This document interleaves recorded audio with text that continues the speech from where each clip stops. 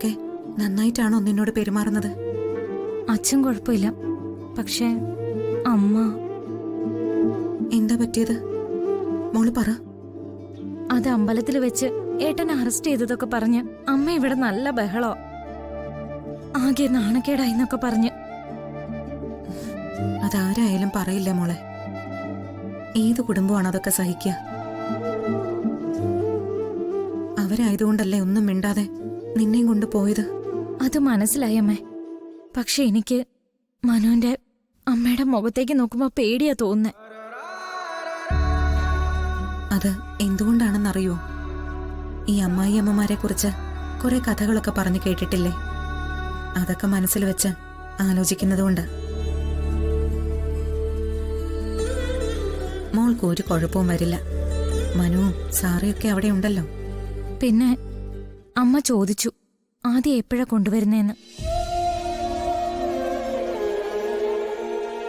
അച്ഛനും അമ്മയും പറഞ്ഞതൊന്നും ഇവിടുത്തെ അമ്മ കാര്യമായിട്ട് എടുത്തിട്ടില്ല. ആദ്യം എത്രയും പെട്ടെന്ന് ഇങ്ങോട്ട് കൊണ്ടുവരണമെന്നാ പറയുന്നത്. അത് അമ്മ സംസാരിച്ചോളാം മോളെ. മോളിപ്പോ ഒരു കാര്യം ശ്രദ്ധിക്കണം.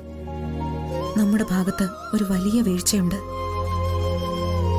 അത് ന്യായീകരിക്കാനോ അതിന്റെ പേരിൽ സംസാരിക്കാനോ പാടില്ല. മോളെ, ചിലതൊക്കെ കേട്ടു നിൽക്കേണ്ടി വരും. വിവാഹ ജീവിതമാ, വേറൊരു കുടുംബമാണ്. അവിടുത്തെ രീതികളൊക്കെ വേറെയാണ് മോളെ. അഡ്ജസ്റ്റ് ചെയ്തൊക്കെ നിന്നേ പറ്റൂ. ഞാൻ മനുവിനോട് ചോദിച്ചു തിരിച്ച് വീട്ടിലേക്ക് തന്നെ പോയിക്കോട്ടെ എന്ന്. മോളെ, എന്തിനാ അങ്ങനെയൊക്കെ ചോദിക്കുന്നത്? എന്നിട്ട് മനു എന്ത് പറഞ്ഞു? മനു എനിക്ക് ധൈര്യം തന്നു, എന്നും കൂടെ തന്നെ ഉണ്ടാവുമെന്നും പറഞ്ഞു. വിവാഹം കഴിഞ്ഞു പോയൊരു പെൺകുട്ടിക്ക് അതിനേക്കാൾ കരുതൽ എന്താ വേണ്ടത്? പിന്നെ അവിടെയുള്ള ജോലികളൊക്കെ നിനക്കറിയാവുന്നതുപോലൊക്കെ ചെയ്യണം. എന്തെങ്കിലും സംശയം വന്നാൽ മനുവിന്റെ അമ്മയോട് ചോദിക്കണം. ഒരാൾക്ക് ഒരു മുഷിച്ചിലുണ്ടാവുന്ന പ്രവൃത്തി മോളുടെ ഭാഗത്തു നിന്നുണ്ടാവാൻ പാടില്ല. ഏട്ടന്റെ കാര്യം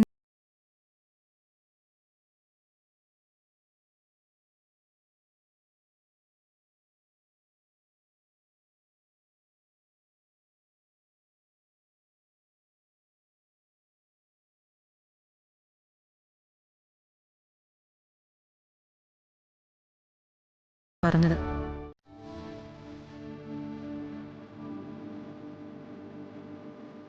ജീവനെ ഇപ്പോ കോടതിയിൽ കൊണ്ടുപോയിട്ടുണ്ടാവും അല്ലമ്മേ? കൊണ്ടുപോയിട്ടുണ്ടാവാം മോളെ. പത്രങ്ങളിലൊക്കെ നമ്മൾ ചില വാർത്തകൾ വായിക്കാറില്ലേ? അവരെ അറസ്റ്റ് ചെയ്തു, കോടതിയിൽ കൊണ്ടുപോയി, ശിക്ഷ വിധിച്ചു എന്നൊക്കെ. ജീവന്റെ കാര്യത്തില് നമ്മുടെ ഭാഗത്തു നിന്നും അത്രയുണ്ടാകും. ഏതോ ഒരുത്തൻ തെറ്റ് ചെയ്തു ശിക്ഷിക്കപ്പെട്ടു, അത്രയും മതി. ഇക്കാലം അത്രയും അവൻ നമ്മളെ വേദനിപ്പിച്ചു. ഇനി ആ വേദനയൊക്കെ മറന്ന് ഒന്ന് ആശ്വസിച്ചു തുടങ്ങാം നമുക്ക്. ഒരുപാട് ഉയരങ്ങളിൽ എത്തണമെന്ന് ആഗ്രഹിച്ച മകൻ ചെന്ന് നിൽക്കാൻ പോകുന്നത് പ്രതിക്കൂട്ടില.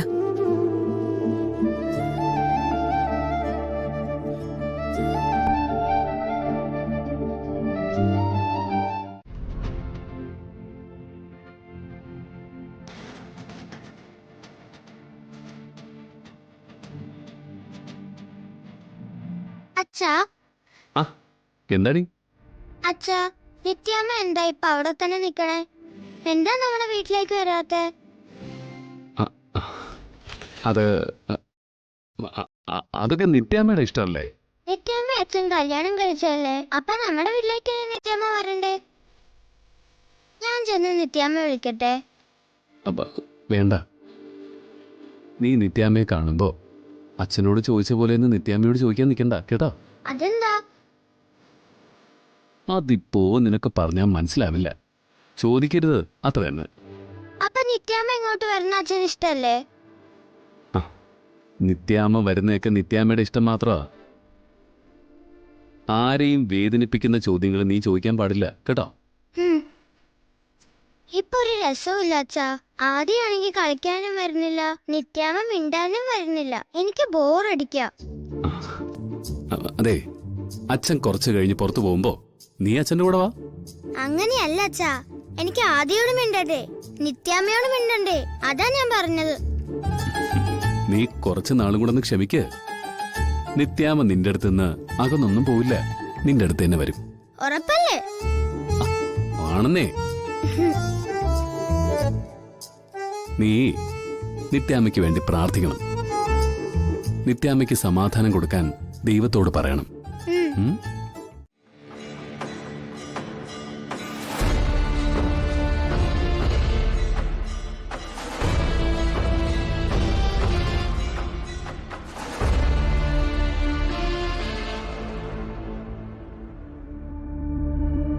Yes, proceed. യുവർ ഓണർ, കാണാതായ നേഴ്സ് റീനയുടെ അന്വേഷണത്തിൽ പഴുതടച്ചൊരു സമീപനമാണ് പോലീസ് ഉദ്യോഗസ്ഥർ കാണിച്ചത്. കൊലപാതകം ചെയ്ത ജീവൻ തെളിവുകൾ നശിപ്പിക്കാൻ പരമാവധി ശ്രമിച്ചിട്ട് പോലും അന്വേഷണത്തിൽ ഒരു വിട്ടുവീഴ്ചയും ഉണ്ടായിട്ടില്ല. പ്രതിയായ ജീവൻ തെളിവ് നശിപ്പിക്കുന്നതിന് വേണ്ടി നടത്തിയ കാര്യങ്ങൾ അങ്ങയുടെ മുന്നിലുണ്ട്. തുടർന്നുള്ള അവസരങ്ങളിലും അത്തരം കാര്യങ്ങൾ നിലനിൽക്കുന്നതുകൊണ്ടും പ്രതിക്ക് യാതൊരു കാരണവശാലും ജാമ്യം അനുവദിക്കരുതെന്നാണ് എനിക്ക് പറയാനുള്ളത്.